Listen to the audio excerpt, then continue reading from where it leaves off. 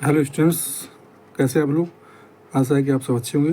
Direct and indirect sentence जो speech है, इसमें हम आज universal truth, historical fact, proverb and maths के फैक्ट के ऊपर आधारित जो क्वेश्चंस आते हैं डायरेक्ट में इनडायरेक्ट बनाने के लिए, वो हम आपके लिए लेकर आए हैं, जिनमें कोई परिवर्तन नहीं होता। नो चेंज सेंटेंस इनको कहते हैं, जिसमें सदा सत्य रहने वाली बात, कोई सार्वभौमिक सत्य, ठीक है, कोई गणित का फैक्ट, कोई कहावत या उसके टेंस में कोई परिवर्तन नहीं करते, ज्यों कहते उतार देते हैं। तो किस तरह से बनाएंगे वो हम एग्जाम्पल्स आपके लिए सॉल्व करके लेकर आए हैं। तो चलिए वीडियो को शुरू करते हैं, ध्यान से देखना आप। पहला सेंटेंस है he said the sun sets in the waste.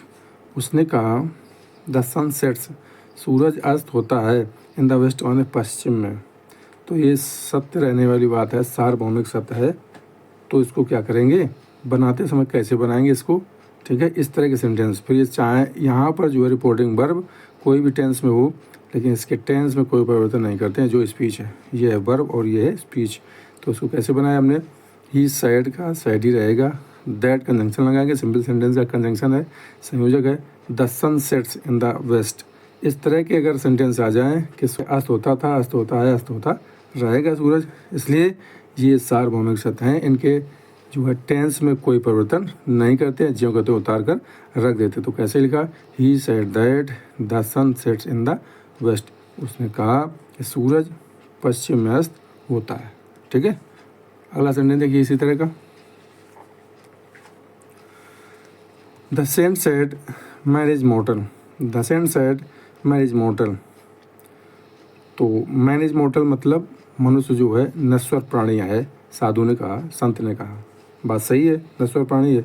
तो इसको कैसे बदलेंगे, ये भी सत्य बात है।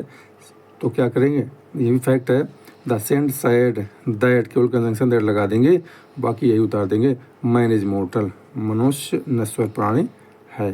अगला सेंटेंस देखिए, the teacher said honesty is the best policy. The teacher said honesty is the best policy. गुरुजी ने कहा ईमानदारी सबसे अच्छी नीति होती है, ठीक है। तो क्या करेंगे, ये कहावत है, ये सत्यवाद भी है, तो इसके लिए कोई टेंस परिवर्तन नहीं करेंगे, ठीक है। The teacher said that honesty is the best policy, वैसे उतार के आपने रख दिया। अगर इस तरह से आप रखेंगे एग्जाम में, अगर ये सेंटेंस इस तरह से क्वेश्चन आ जाए और इस तरह से आप बना देंगे तो पूरे नंबर आपको मिलेंगे। अगला सेंटेंस देखिए, Ram said 2 and 2 is 4। Ram ने कहा 2 और 2 4 होते हैं, ठीक है, 2 और 2 4 होता है, ठीक है। तो ये गणितीय फैक्ट है, गणित का एक सवाल है, और जिसकी जो है 2 and 2 इज़ 4, 2 और 2 4 होते ही है, ठीक है, मैथ फैक्ट है। तो इसको भी नहीं बदलेंगे। तो क्या करेंगे, Ram said that 2 and 2 is 4। Ram ने कहा कि 2 और 2 4 होता है, ठीक है। अगला देखिए sentence, my father said our country got freedom on 15th of August in 1947।